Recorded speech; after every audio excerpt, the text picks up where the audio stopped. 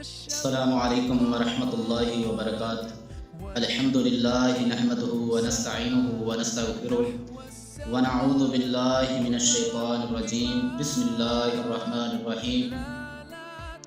وقال النبی صلی اللہ علیہ وسلم تعبد اللہ لا تشرک بہ شیئا وتقیم الصلاۃ المکتوبۃ وتؤدی الزکاۃ المفروضۃ وتصوم رمضان۔ حضرات محترم، اگر کوئی بندہ دین کے بنیادی احکام پہ عمل کر لیتا ہے، ان کو اپنی زندگی کا معمول بنا لیتا ہے اور ان میں کوتاہی نہیں کرتا، ان میں ڈنڈی نہیں مارتا، تو یقیناً وہ بندہ کامیاب ہے۔ جیسا کہ حضرت ابو ہریرہ رضی اللہ تعالیٰ عنہ بیان کرتے ہیں، اور اسی روایت کو حضرت طلحہ بن عبید اللہ رضی اللہ تعالیٰ عنہ بھی روایت کرتے ہیں۔ صحیح بخاری کے اندر یہ حدیث موجود ہے۔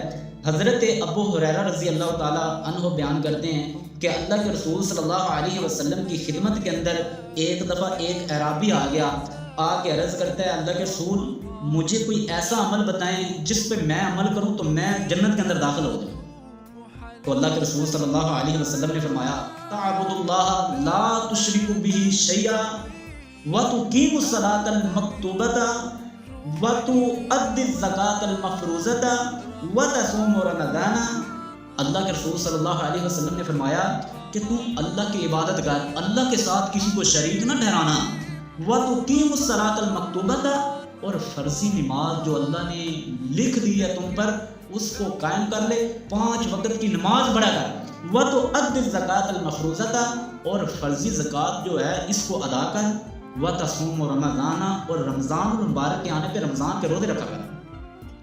اب یہ باتیں سن کے نا اس اعرابی نے اللہ کے رسول صلی اللہ علیہ وسلم کو کہا، اے اللہ کے رسول، میں آج کے بعد نہ تو اس سے زیادہ کروں گا اور نہ اس سے کم کروں گا، یعنی کہ جو کچھ آپ نے مجھے بتایا ہے، جو چیزیں آپ نے مجھے بتائی ہیں، صرف میں آئندہ کے بعد یہی کروں گا، اس سے نہ تو زیادہ کروں گا اور نہ اس سے کم کروں گا۔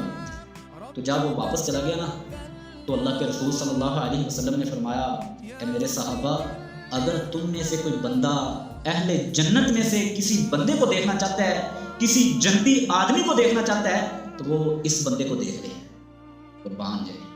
یعنی کہ اب یہ بات عیاں ہو گئی کہ اگر کوئی بندہ دین کے بنیادی احکام کو اپنی زندگی کے اندر سیٹ کر لیتا ہے، ان پہ مسلسل عمل کرتا ہے، ان کو اپنی زندگی کا معمول بنا لیتا ہے، تو یقیناً وہ بندہ کامیاب ہے۔ تو محترم بھائیو، آپ نے رمضان المبارک کی خصوصیات اور روزے کے فضائل تو سن لیے ہیں، تو آئیے اب ذرا یہ بھی جان لیتے ہیں کہ رمضان المبارک کا بغیر شرعی عذر کے روزہ چھوڑنا کتنا بڑا گناہ ہے اور اس کی سزا کیا ہے۔ صحیح بخاری کے اندر حدیث موجود ہے، حضرت ابو امامہ البہلی رضی اللہ تعالیٰ عنہ بیان کرتے ہیں کہ میں نے ایک دفعہ اللہ کے رسول صلی اللہ علیہ وسلم کو فرماتے ہوئے سنا۔ اللہ کے رسول صلی اللہ علیہ وسلم فرماتے ہیں کہ میں سویا ہوا تھا، مجھے خواب آئی، میرے خواب کے اندر 2 آدمی آئے، انہوں نے مجھے میرے بازوؤں سے پکڑ کے اٹھایا اور مجھے ایک دشوار اونچائی والے پہاڑ تک لے گئے اور مجھے اس پہاڑ پر چڑھنے کے لیے کہا۔ تو میں نے ان سے کہا کہ یہ اونچائی بہت زیادہ ہے، مجھ سے اس پہاڑ پہ چڑھا نہیں جائے گا۔ تو انہوں نے کہا، ہم آپ کے لیے اس پہ چڑھنا آسان کر دیتے ہیں۔ تو لہٰذا میں نے پہاڑ پہ چڑھنا شروع کر دیا، میں چڑھتا گیا حتیٰ کہ میں پہاڑ کی چوٹی پہ پہنچ گیا۔